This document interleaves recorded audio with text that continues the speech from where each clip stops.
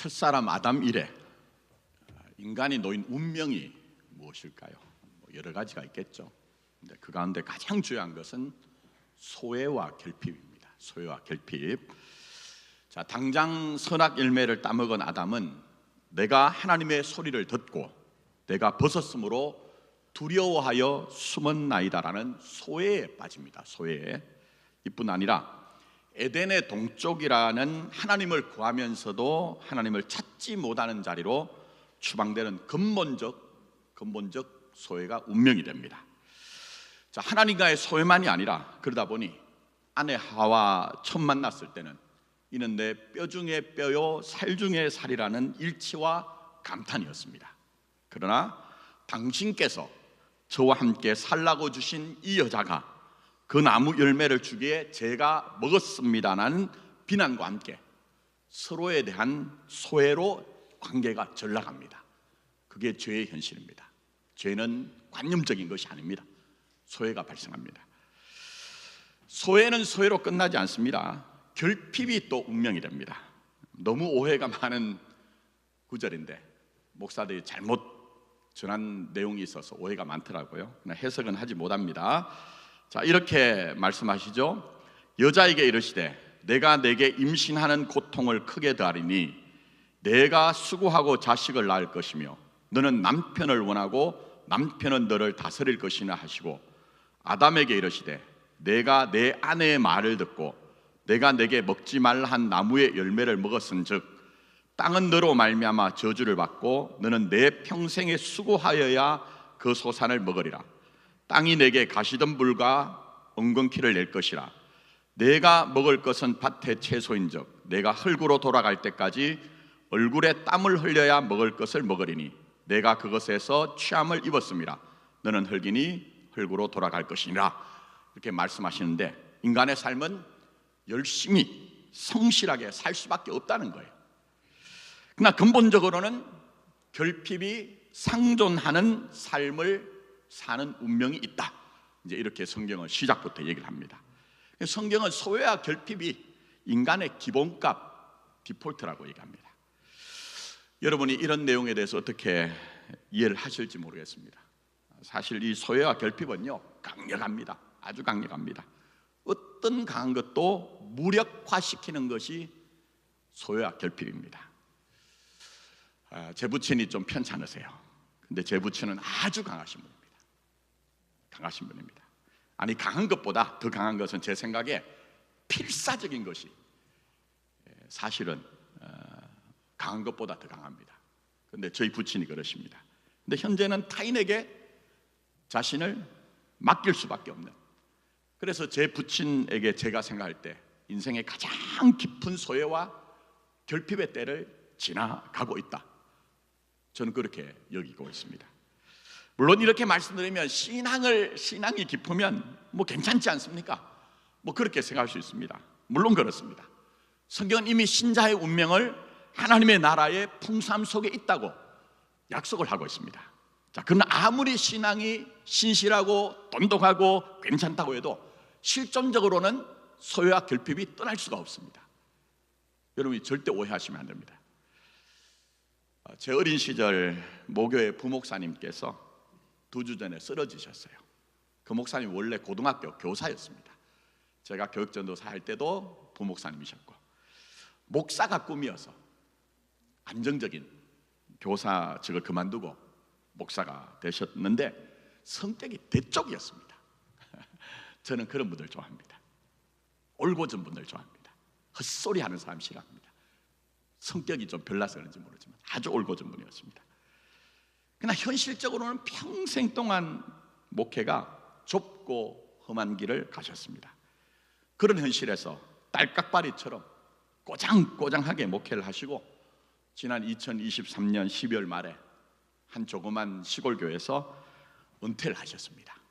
그런데 은퇴하신 교회에 문제가 생겨서 불가피하게 어쩔 수 없이 그 문제를 해결하시고 쓰러지셨습니다. 사실 그 목사님은 14년 전에도 심각한 수준으로 암을 겪었었습니다.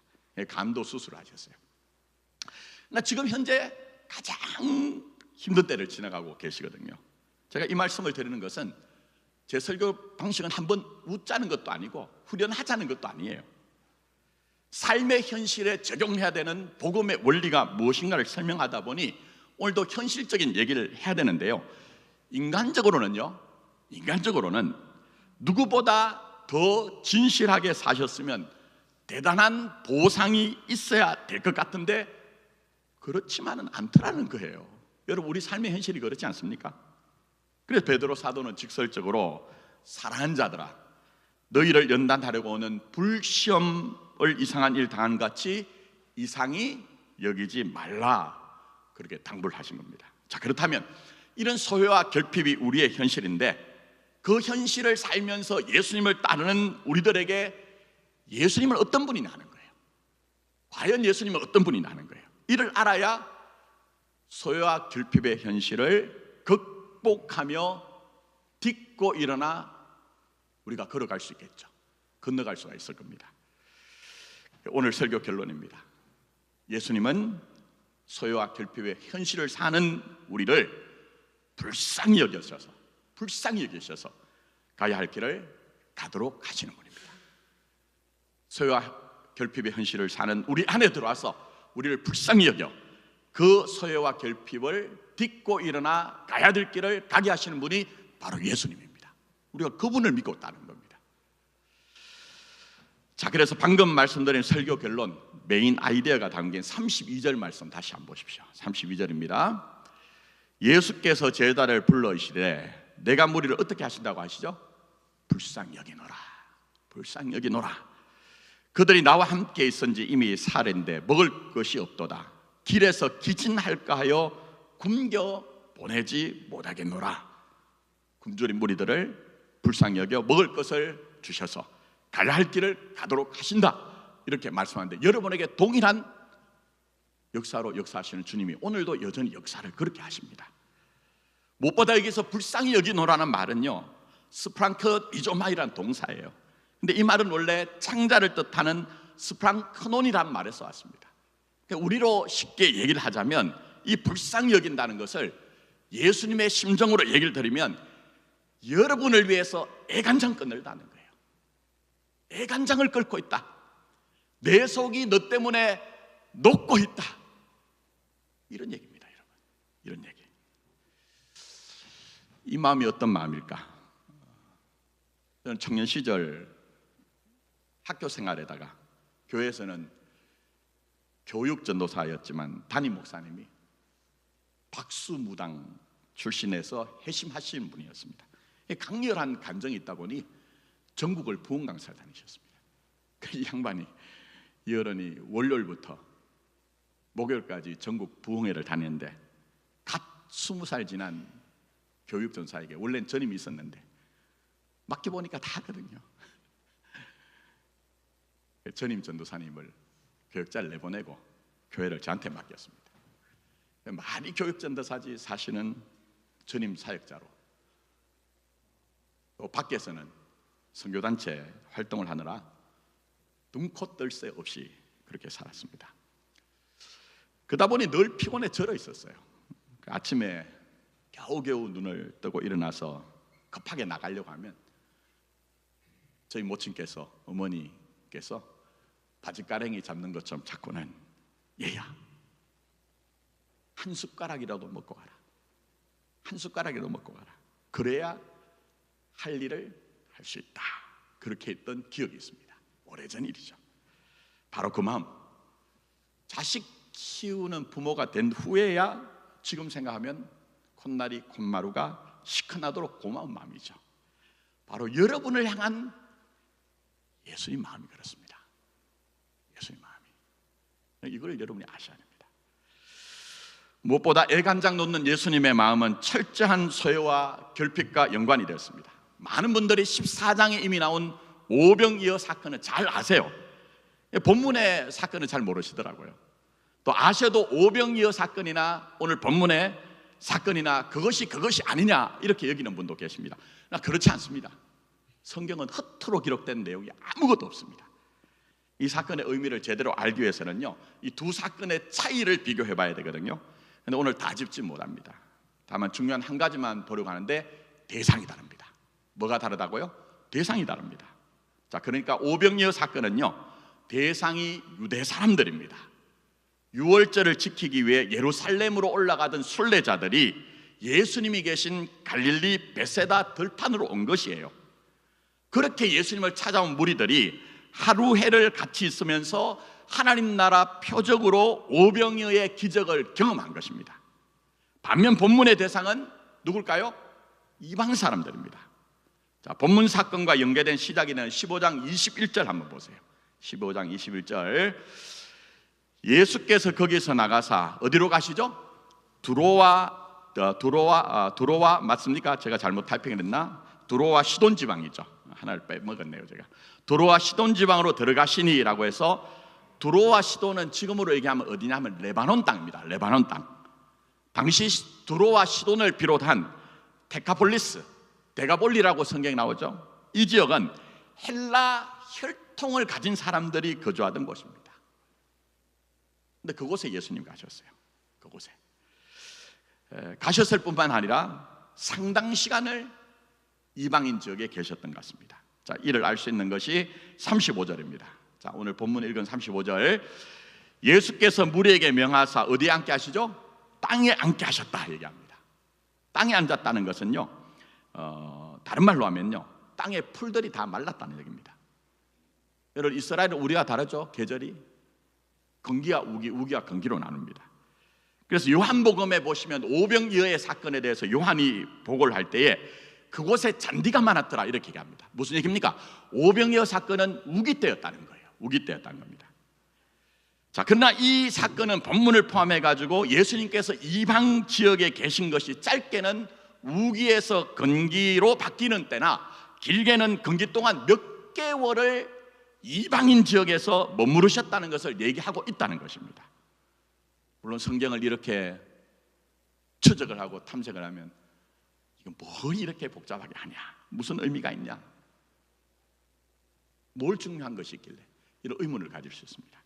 그러나 조국 교회가 망한 것은요, 하나님의 말씀 앞에 진지하지 못해서 망한 겁니다. 그래서 제가 양보하지 않고 이런 길로 가고 있는데 상당히 중요한 의미가 숨어 있습니다. 자, 오병이어와 비교를 해보면 오병이어 사건은 예수님께서 자신을 찾아온 무리들에게 목자 없는 양과 같다 그렇게 말씀하세요. 이 말씀의 의미는 당시 유대인들은 의무적으로 유월절을 지키기 위해 예루살렘으로 종교적 순례를 해야 했습니다.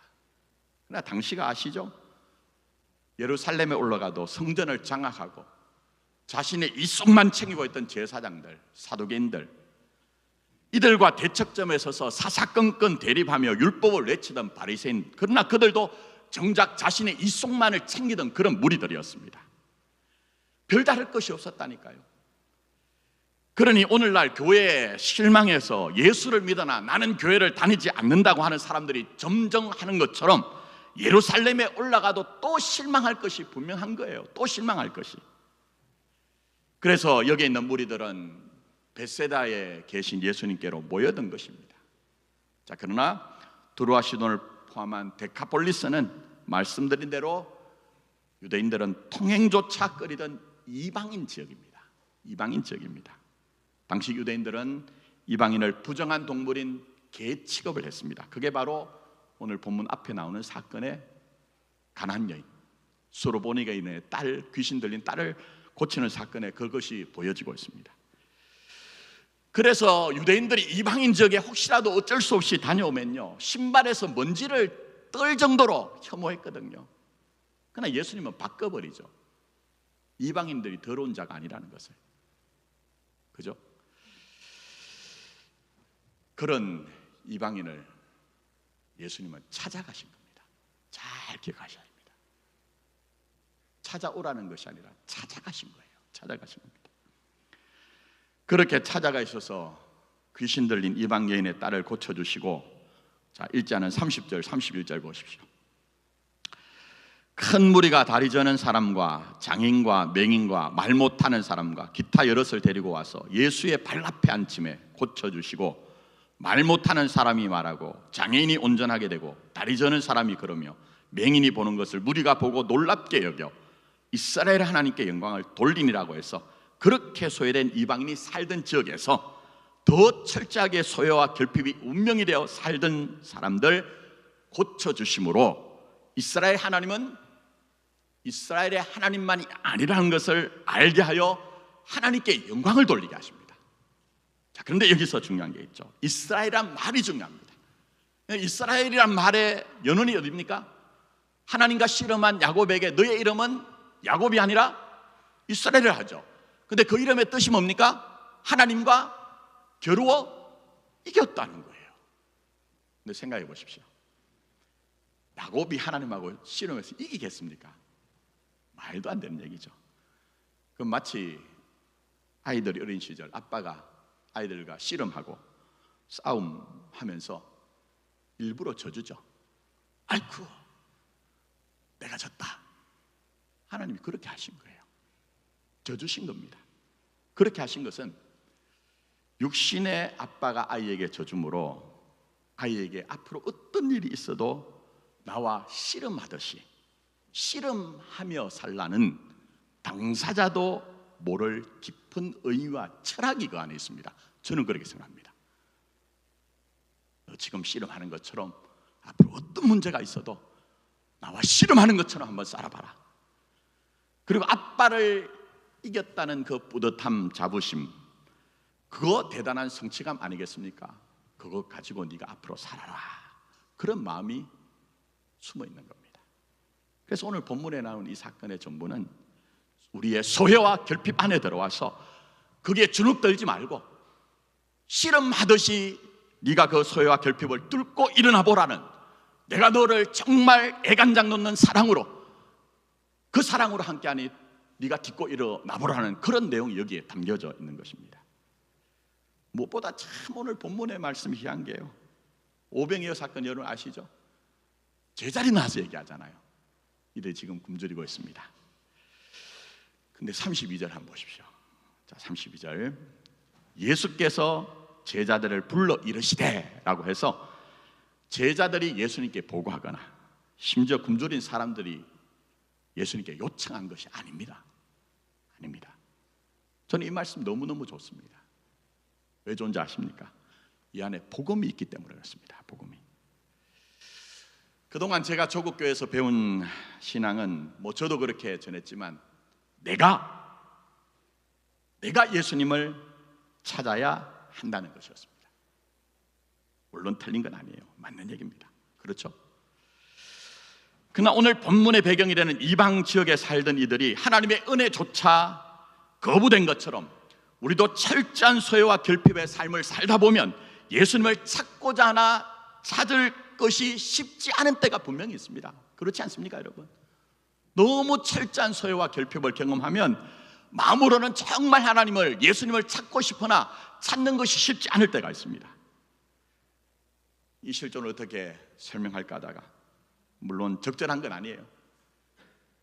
시간 관계상 그냥 명확하게 이해를 시켜드리기 위해서 마태복음 7장 7절로 얘기하면, 우리 편에서 예수님을 찾는 것도, 우리 편에서 예수님을 구하는 것도, 우리 편에서 예수님을 앞에 나가서 문을 두드리는 것도 쉽지 않을 때가 있더란 겁니다. 좌절하지 마십시오. 그것 때문에 여러분이 절망하시면 안 됩니다.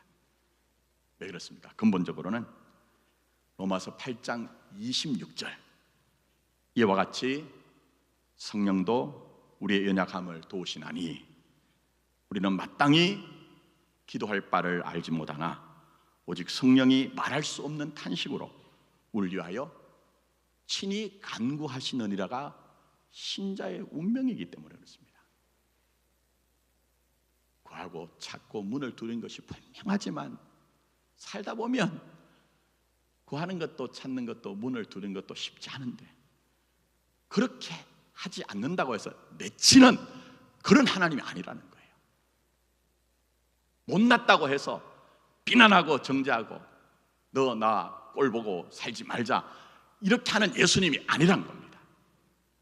마땅히 빌 바를 알지 못하나 그러나 우리를 위해서 그렇게 친히 간구하여 우리 인생을 안고 가시는 분이 삼위일체 하나님, 창조주 아버지 하나님이시며 구원자 예수 그리스도시며 중보자 되신 성령님이라고 성경은 분명히 우리에게 못 받고 있는 것입니다. 그게 바로 오늘 본문에서 내가 불쌍히 여기노라, 예수님의 애간장 녹이는 여러분을 향한 사랑인 거예요. 여러분을 향한 사랑인 것입니다. 기도 얘기 나왔으니 극단적인 예로 한번 설명할 때니 생각을 해보십시오. 저도 그랬지만 목사들이 기도한 대로 된다, 목사 얘기를 베레아 사람들처럼 이것이 그런가 하여 여러분 생각하셔야 됩니다. 생각 없이 따라가면 쏟기 때문에 그렇습니다. 기도한 대로 된다 목소리를 높였습니다. 그러나 과연 그렇던가요? 기도한 대로 다 되던가요? 저는 기도한 대로 된다는 이 생각을 우리 교회 부임호에 바꿨습니다. 기도한 대로 된다고 하면 지난날 제 목회 기도의 결론은 목회 성공이었거든요. 목회 성공. 남을 것은 욕심밖에 없어요. 기도한 대로 된다는 그 기도에 대한 잘못된 이해, 왜곡된 이해를 가지면 남을 것은 욕심밖에 없습니다. 그리고 하나님의 사랑을 받은 자로서 자신에 대한 존엄보다는 남들과 비교해서 조금이라도 뛰어난 것이 있으면, 조금이라도 나은 것이 있으면 말은 하지 못하지만 교만합니다. 그리고 내 곁에 있는 사람과 비교해서 뭔가 떨어지면 자신을 비참한 존재로 여기는 추한 것밖에 남지 않습니다. 추한 것밖에. 심지어 뭔가 되었다, 이뤘다고 해도 근본적으로는 영혼의 깊은 소외와 결핍을 예배당에 나오면서도 절대 해결하지 못합니다. 안 되었으면서 교회 나오면 된 척하는 실력만이 신앙이라고 여기고 가장하고 위선하는 것만으로 사는 거짓된 인생을 살게 됩니다. 그러나 예수님은 그렇게 하지 않겠답니다. 스파르크니 뉴조리, 여러분을 정말 이 애간장 녹이는 사랑으로, 내가 너를 위해서 녹고 있다, 마음이 정말 녹고 있다는 사랑으로 제대로 살게 하겠다고 말씀합니다. 그러니 우리에게 있어야 할 것들 아시는 우리 주님은 우리의 소외와 결핍 안에 들어와 가야 되는 길에서 기진할까 하여 굶겨 보내지 못하겠노라는 집념을 갖고 결코 여러분이 소외와 결핍에 무릎 꿇지 않고 가야 될 길을 가도록 역사하십니다. 그분이 바로 예수님입니다. 제발 예배당에 와서 무슨 세상의 명예를 찾습니까? 예배당에 와서 무슨 세상의 지위를 찾습니까? 제발 그렇게 하지 마시고 그것으로 여러분을 증명할 수 있는 것은 아무것도 없습니다. 세상은 속일 수 있고 목사도 속일 수 있고 심지어 자신도 속일 수 있지만 하나님은 속일 수가 없습니다. 제발 예수님 상대하실 때 나의 어떠함에 따라 예수님이 결부된다고 오해하지 마시고 내가 불쌍히 여겨노라, 애간장 녹이는 사랑으로 가야 할 길을, 그 인생길을 가게 하시는 예수를 믿고 자신에게 주어진 길 제대로 가십시오. 그렇게 하시면 됩니다. 그 안에 만족이 있고 그 안에 하나님의 나라가 있습니다. 다른 것 아무것도 없습니다. 아무것도 없습니다. 자, 설교 마무리합니다. 늘 제 설교는 여러분들이 심각해지는데 괜찮습니다. 그렇게 하셔야 됩니다. 예배당에서 빵긋빵긋 웃고 밖에 나가면 적용이 안 돼가지고 예수 믿는 것과 사는 것이 전혀 괴리되는 것은 하나님 뜻이 아닙니다. 이 안에서 고민하십시오. 이 안에서 고민하시고 그 말씀 갖고 삶의 현실에 나가 적응해보면 그 목사가 헛소리한 게 아니구나 하는 것들 알게 됩니다. 이제 말씀 맺으면서 오늘 설교 제목 보시면 좀 이상하죠? 소외와 결핍, 내가 불쌍히 여겨노라 다음에 콜론을 해놓고 뭐라고 했어요? 한 자루의 도토리를 모으기까지 걸린 시간, 묘한 얘기가 있습니다. 이상합니다. 자, 이 설명으로 끝을 맺으려고 하는데요, 한 자루의 도토리를 모으기까지 걸린 시간은 요즘 핫하신 분이죠. 전북대학교 법의학과 교수 이호 교수님 신간이 나왔어요. 괜찮은 책입니다. 진짜 괜찮은 책입니다. 꼭 여러분 기회가 되시고 또 여건이 되시면 사보십시오. 저는 우리 교회 시상할 기회가 있으면 이 책을 꼭 구입을 해서 사드려야 되겠다 그런 생각도 들 정도인데요. 여기 이제 살아있는 자들을 위한 죽음 수업이란 책의 한 에피소드로 주제로 나오는 얘기예요. 이제 간단하게 얘기 드릴게요. 자, 이 얘기는 지금 이제 사연이 있는 얘기입니다. 어느 날 교수님 연구실로 노부부가 찾아왔다고 조교가 얘기하더래요. 근데 대부분 이제 당사자를 만나지 않는데 조교가 그날은 꼭 만나 보셔야 될 것 같다 해서 만났더니 도토리 묵을 주시더랍니다. 도토리 묵. 사연이 있습니다. 교수님을 찾아 노부부는 평생도록 애지중지 키운 외동딸이 스스로 삶을 거두었어요. 얼마나 슬픔이 컸던지 주저앉을 정도였다고 얘기합니다. 근데 누구나 그렇지만 사랑하는 사람의 마지막은 곱게 보내고 싶어 하거든요. 목사들도 압니다. 저도 뭐 지금까지 목회 현장에서 얼마나 많은 분들의 마지막을 지켜봤겠습니까? 곱게 보내고 싶어 합니다. 근데 전임지에서도 그런 경험이 있었어요. 그런 경우에는 의사소견이 범죄 혐의가 없다고 해야 판정이 나야 부검을 하지 않습니다. 부검을 하지 않습니다. 부모 마음이 얼마나 힘들겠습니까? 그때 검안 요청을 받은 이호 교수님이 검안을 해보니 너무 명백한 거예요. 그래서 부검이 필요 없다는 소견을 내렸고 그 후로 이 노부부는 잊고 있었답니다. 근데 딸을 보낸 부모는요, 인생이 주저앉을 거 아니겠습니까? 자기보다 더 큰데요, 자식이. 주저앉을 건 아닙니까? 남편은 가장 역할을 하기 위해 일어나야겠다고 결심을 하고 아내를 살리기 위해 여러 가지 애를 썼던 모양입니다. 그러나 쉽지 않았습니다. 그런 어느 날 할아버지가 할머니에게 우리 도토리 주옵시다.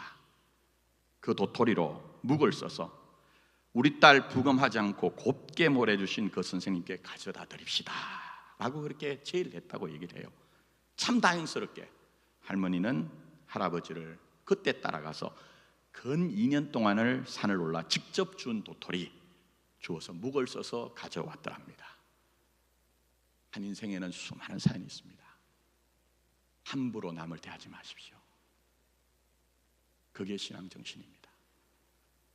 제가 세게 말씀드리면 여러분은 우리의 지난날의 역사로 뭘 배우셨습니까?